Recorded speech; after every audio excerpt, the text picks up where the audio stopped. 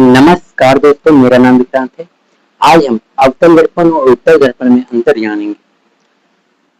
अवतल दर्पण तथा उत्तल दर्पण में अंतर क्या है, यह हम जानने वाले हैं आज। जब भी ऐसा क्वेश्चन आए कि अवतल दर्पण तथा उत्तल दर्पण में अंतर बताएं, तो सबसे पहले एक बॉक्स बना लेनी है।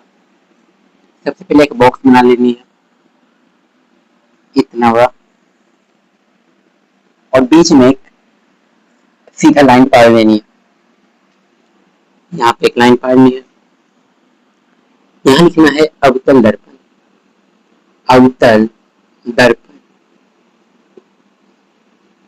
यहाँ लिखनी है उत्तल दर्पण।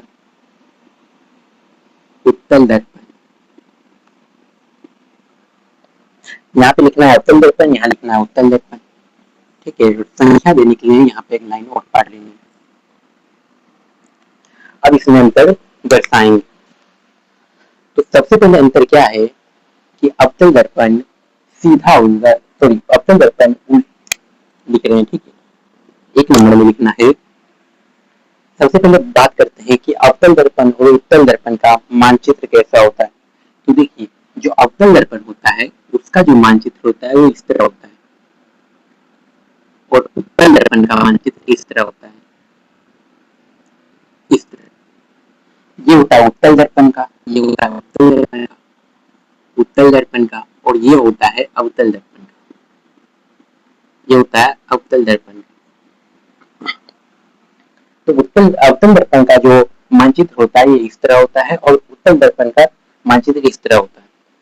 तो सबसे पहले नंबर 1 में लिखेंगे कि अवतल दर्पण बाहर की ओर धंसा होता है। यहाँ देखिए, ये बाहर की ओर है और ये यहाँ पे देखिए धंसा हुआ है। तो यहाँ लिखेंगे कि अवतल दर्पण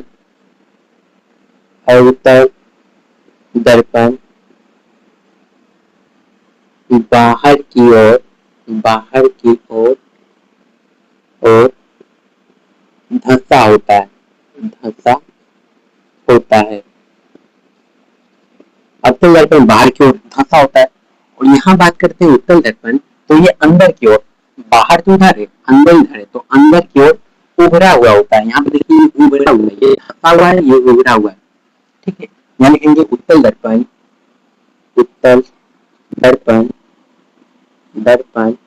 अंदर की ओर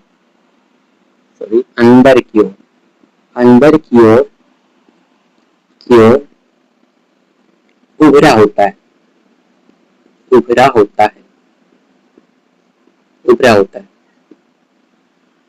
अंदर की ओर क्या उभरा होता है। ठीक है, दूसरे में बात करते हैं, तो अवतल दर्पण द्वारा वास्तविक प्रतिबिंब बनाया जाता है। अधिकांश प्रतिबिंब वास्तविक प्रतिबिंब बनाया जाता है अवतल दर्पण द्वारा, और उत्तल दर्पण द्वारा अधिकांश में पूरा काल्पनिक प्रतिबिंब बनाता है उत्तल दर्पण द्वारा। यहाँ लिखेंगे कि अवतल दर्पण द्वारा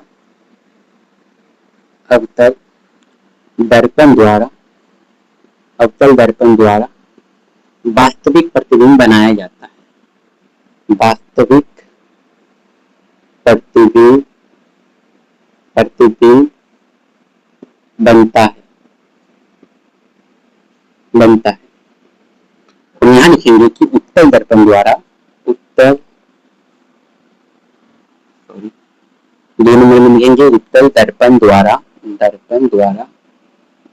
काल्पनिक प्रतिबिंब बनता है।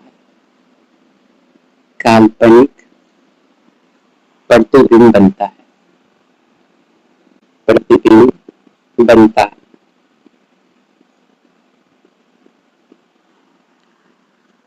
दर्पण द्वारा वास्तविक प्रतिबिंब बनता है। ऐसा नहीं है कि अवतल दर्पण द्वारा सिर्फ वास्तविक प्रतिबिंब बनता है, अवतल दर्पण द्वारा काल्पनिक प्रतिबिंब भी बनता है, लेकिन अधिकांश जो होता है वो वास्तविक प्रतिबिंब बनता है। ठीक है, और उत्तल दर्पण द्वारा हमेशा काल्पनिक प्रतिबिंब बनता है। ठीक है, तीसरे नंबर में लिखेंगे कि अवतल दर्पण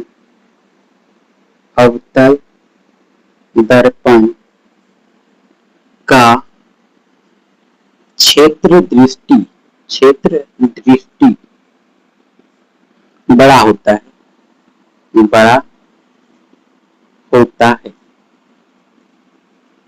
अवतल दर्पण का जो क्षेत्र दृष्टि है वो बड़ा होता है, और जो उत्तल दर्पण का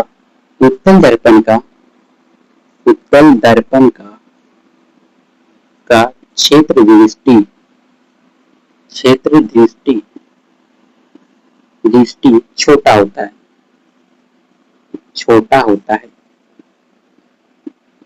छोटा होता है।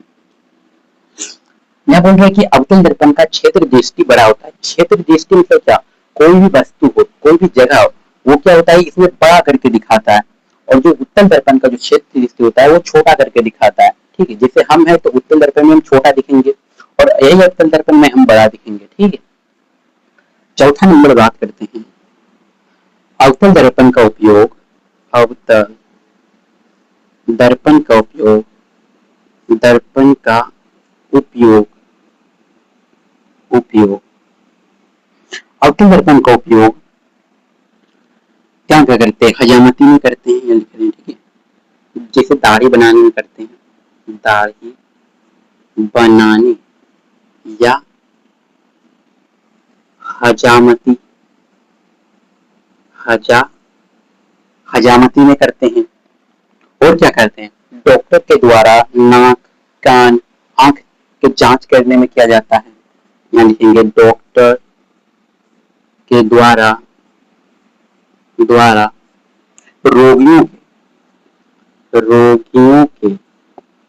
रोगियों के नाक, कान और क्या, दांत और आंख देखने में किया जाता है, देखने में और क्या में देखने में किया जाता है। और क्या, सोलर कुकर में भी किया जाता है अवतल दर्पण का उपयोग। सोलर कुकर में या हजामती में लिख दो। ठीक है, सोलर कुकर में। और किसमें दिया, गाड़ी का जो हेडलाइट होता है उसमें भी अवतल दर्पण का उपयोग किया जाता है। तो यहाँ लिखेंगे गाड़ी का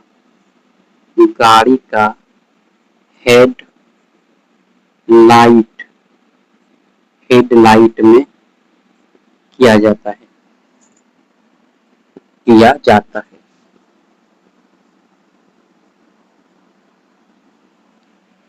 अवतल दर्पण का उपयोग दाढ़ी बनाने, जैसे हजामती बनाने में भी, डॉक्टर के द्वारा रोगियों के नाक, आंख, कान, दांत देखने में, और क्या, सोलर कुकर में, गाड़ी के हेडलाइट में इसका अवतल दर्पण का उपयोग किया जाता है।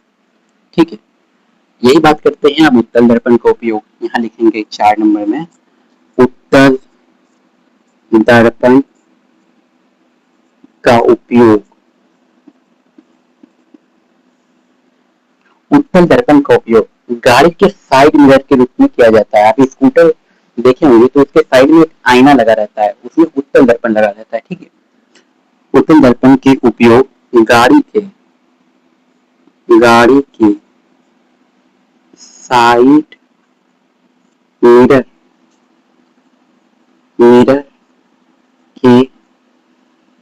रूप में किया जाता है,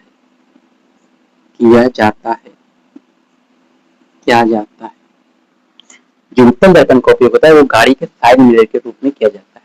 ठीक है, तो ये रहा 4 अंतर अवतल दर्पण और उत्तल दर्पण में, ये 4 अंतर रहा। आशा करते हैं ये वीडियो अच्छा लगा। आज की सेवा यही समाप्त करते हैं, मिलते हैं नेक्स्ट वीडियो में, तब तक के लिए बाय।